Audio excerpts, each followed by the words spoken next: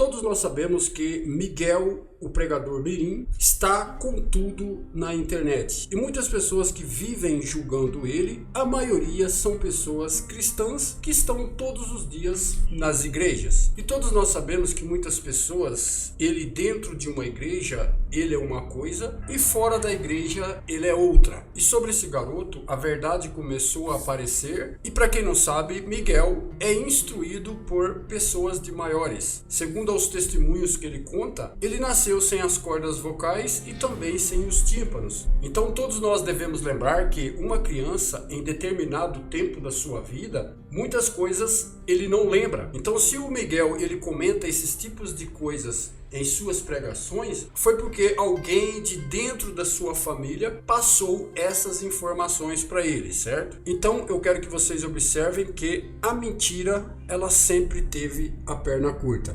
Olá, a paz do Senhor Jesus, meus queridos e amados irmãos.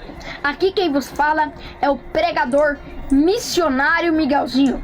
Quero estar confirmando a minha presença. A história que eu vou contar a vocês hoje vai fazer você enxergar com outros olhos o sistema religioso e até que ponto as pessoas são capazes de mentir para terem lucro dentro da igreja. Eu vou compartilhar com vocês a verdadeira história de Miguel Oliveira e quem está por trás desse menino.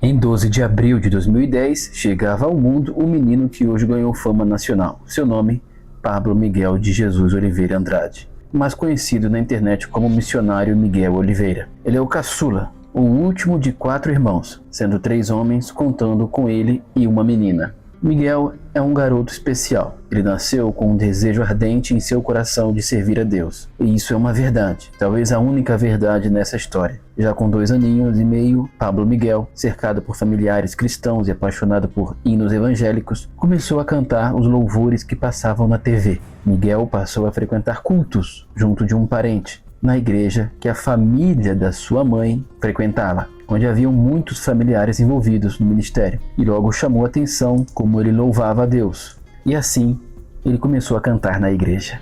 Tinha tudo para ser uma história muito bonita, se não envolvesse uma louca, 2 anões e alguns malandros que vão se aproximando. Parece o início de uma piada, né? E talvez seja a piada chamada Profeta Mirim.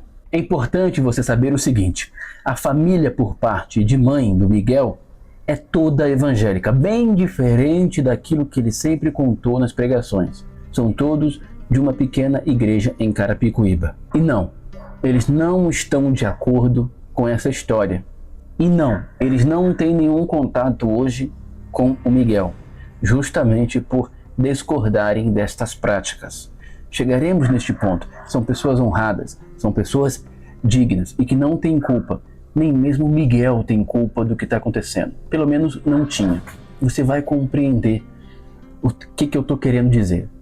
O que será apresentado aqui neste vídeo é de fato a verdade de quem é o personagem Miguel Oliveira, quem está por trás e qual o verdadeiro interesse em tudo isso. Você vai se surpreender a que ponto chega a maldade e a manipulação do ser humano. Por isso, desde já, por favor, peço que deixe o seu like, ative o sininho e se inscreva no nosso humilde canal. Para entendermos o fenômeno Miguel Oliveira, precisamos entender os pais de Miguel Oliveira. Essa mulher se chama Érica de Jesus Oliveira. Ela é mãe de Miguel e seus irmãos. O nome Miguel é em homenagem ao pai, este homem que você vê na foto com ela antes da fama do menino. Seu nome é Miguel Marcelo Dias. Um homem até trabalhador, mas segundo fontes, que sempre teve problemas com bebida. Pessoal, eu postei 2 vídeos aqui no canal, eu acredito que já faz uns 2 meses, e ali eu estava reagindo a um vídeo do pastor Amaral. E ali as pessoas estavam falando que esse garoto estava endemoniado, esse tipo de coisas. E nesse vídeo eu comentei que por trás do Miguel existia outras pessoas incentivando ele a fazer essas coisas. E hoje podemos observar que muitas pessoas já começaram a investigar a vida do Miguel e o porquê ele está fazendo isso. Daqui a pouco vocês saberão qual a postura do pai em relação ao sucesso do filho. Mas desde já é importante vocês entenderem que não existe outra pessoa por trás do Miguel que senão a sua mãe. Ela é a criadora desse personagem folclórico evangélico. Diferente do que Miguel conta em suas mensagens, o rapaz nunca congregou na Deus e Amor. Apesar de toda sua família, por parte de mãe, ser evangélica, sua mãe nunca gostou de igreja. Essa senhora, na foto, é a avó de Miguel, mãe de sua mãe. Ela tinha em casa muitas fitas e DVDs de mensagens. Como Miguel passava muitas horas com ela, Miguel era constantemente exposto durante vários dias e várias horas a pregadores e suas mensagens e cantores. Foi aprendendo, como um papagaio, a reproduzir tudo que via na TV dentro da igreja. O menino, de fato, sempre teve um amor ardente em estar nos púlpitos, cantando ou imitando os pregadores que via na TV. E poderia ter se tornado, ao seu tempo, um grande pregador, se não fosse uma pessoa, sua própria mãe. Pois Érica vivia um relacionamento conturbado com o pai de Miguel, que apesar de ser um homem trabalhador, como já comentamos, sempre foi um homem dado à bebida e porta de bar. Érica, a mãe de Miguel, ficava visitando igrejas quando as coisas estavam difíceis para o lado dela, sobretudo a igreja de sua própria mãe, onde a sua mãe é bem atuante. Mas quando Miguel nasceu, diferente do que é contado, ela nem em igreja estava. Como dito, aos 2 anos de idade, Miguel passou a ser levado por um parente à igreja de sua avó, onde lá ele passou a finalmente poder imitar diante de todos os pregadores que via na TV. Em uma das crises no casamento dela, ela começou a frequentar a igreja da família novamente. Entretanto, como ela costumava viver, segundo fontes, uma vida não muito evangélica, uma pessoa chamou sua atenção. Érica não gostou e, de pirraça, também proibiu que Miguel continuasse sendo levado para a igreja da avó, o que deixou todos muito tristes, incluindo o próprio Miguel. Sua mãe, nesse período, ali quando ele tinha 2 anos e pouco, se encontrava numa situação muito difícil financeiramente, e é aí que entra o pulo não do gato, mas da onça.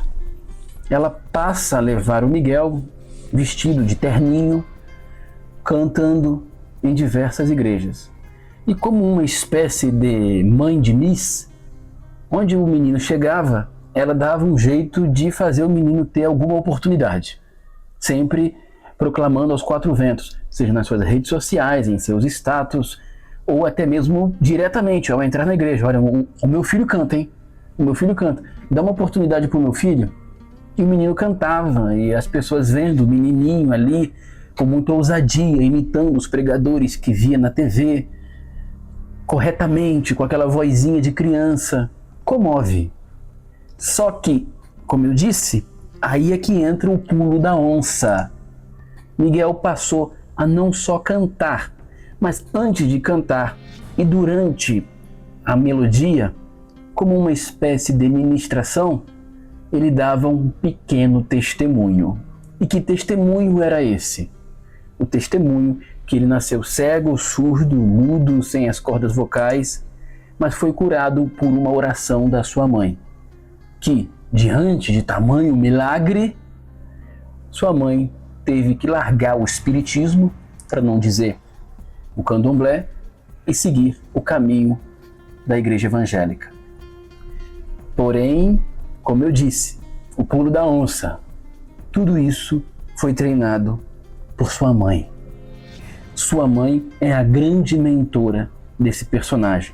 Miguel, quando ele conta essa história em um podcast, ele não está mentindo. Ele, de fato, quer acreditar naquilo. Hoje, eu tenho para mim que ele passa a se questionar. Mas chegaremos nesse ponto do porquê que ele não diz a verdade.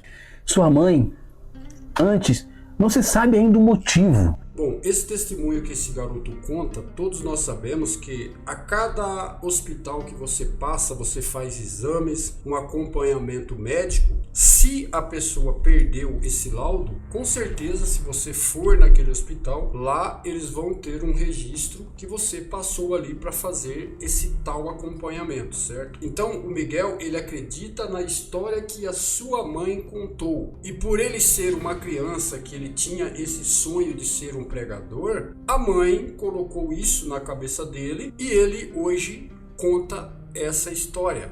Todos esses pregadores mirins, você pode observar são do interior de São Paulo. Eu acredito que ela viu a oportunidade. Poxa, meu filho tem talento.